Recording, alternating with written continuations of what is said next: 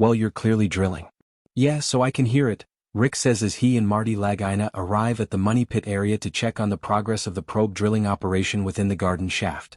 Dean responds, they're at depth down to 93 feet, and they should be right at the point where there should be wood. Having reached the approximate depth of the believed tunnel that may lead directly westward into the possible treasure zone, the burning questions are, can they locate the structure, and if so, can they breach it to see what it may contain? Today is the last day, there's no question about it. Dumas has to pack up. We have really only half a day of real active search, Marty notes. Agenda, says Rick. What's up? Marty asks. I'm just binding it up, Rick replies. Oh yeah, would do that. I'd like to pull the bits and see what's down there. What do you guys think? I'd do it before we run out of time, Marty agrees. Okay, yeah, it's a good idea. Copy, Rodney, Rick calls. Go ahead, Rodney responds. Yeah, the guys would like you to stop drilling right now. Let's pull the rods out, clean out the fire, make sure everything goes in a bag, and let's see what we can see. Stand for it, Rodney confirms. Rick comments, Oak Island doesn't give up our secrets very easily. No, she does not. This is it. We're going to have to get whatever information we can get and hopefully figure out what this wood is at the base of the garden shaft. I'm hoping Rodney has found something significant. Hello, Rodney. Bags of goods? Any sign of any wood in it? Rick asked. Nothing big, Rodney replies. Rick continues, let me just ask you this. You were pretty sure you were on wood.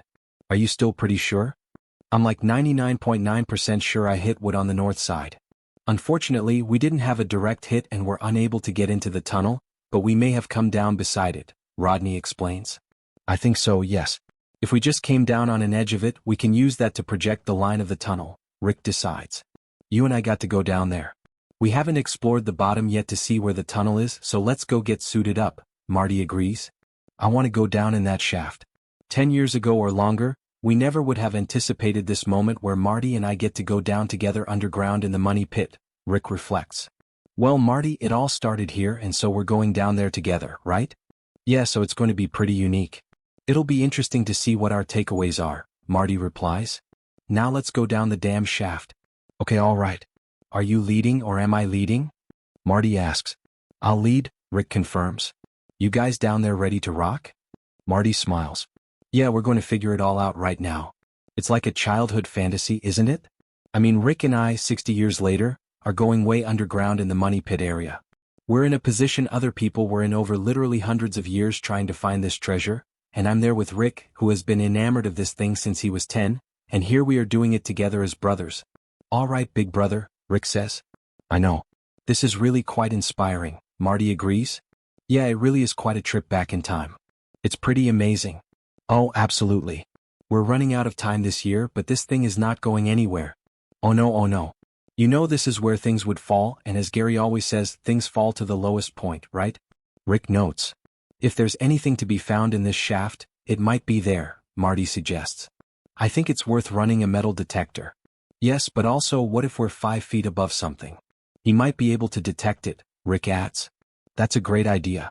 And the other thing is the coil he's got on there. You can immerse it in water so he could stand on the edge and put the coil down. Yeah. I'm going to give them a call.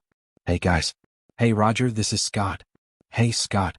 Yeah, we're down here wondering if you guys can get Gary to come over here. Copy that. We'll get Gary and get him geared up to go down the hole. Works, Rick agrees. Yeah, with the literally few moments we have left, let's get Gary to try and metal detect. Ah, finally.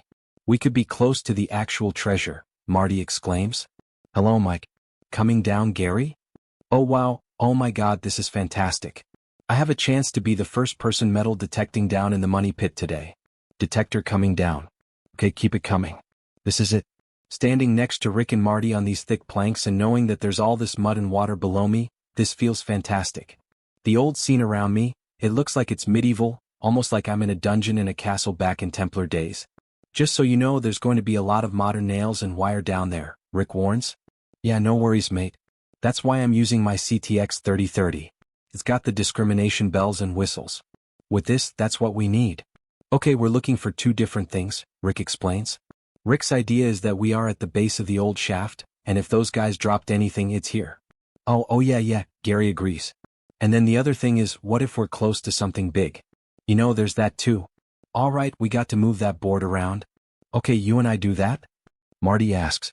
Yeah, put it over there. There's a hole, it's 2 feet deep. Okay, well, where there's muck there's treasure, mate. Yeah, we'll see what's down there, mate. All right, extend it a little bit. Oh, that's the best sounding target, Gary exclaims. Yeah, that sounded really good. We know where the hits are just as important. This is a non-ferrous target. This could be gold, it could be silver, it could be copper. Either way, it's a great sounding signal. Gary, you're the man, Rick says. You're the man, Marty echoes. That was so much fun. Is it possible that Gary has detected evidence of the fabled Oak Island treasure in the muddy soil just a few feet below the bottom level of the garden shaft? Or could the signals be coming from the believed tunnel some 10 feet below, which runs westward toward the baby blob? You guys are grinning from ear to ear, Rick notices. As exciting as this moment is, it is also bittersweet because at this point in the year, Dumas does not have the legal permits to extend the shaft any deeper. Rick and Marty cannot risk the future of the project nor the safety of their team by attempting to breach the bottom of the shaft to explore what could be dangerously unstable ground below. Rick laments the level of excitement when he describes a non-ferrous hit. It's through the roof, and that's why it's so frustrating not to go after this target. But we're at the end of the year. I wish there was more time. All right, here's the deal. We're done for today. Everybody's cold. Put this ladder back up. Let's get out of here. Tomorrow we will have the final war room,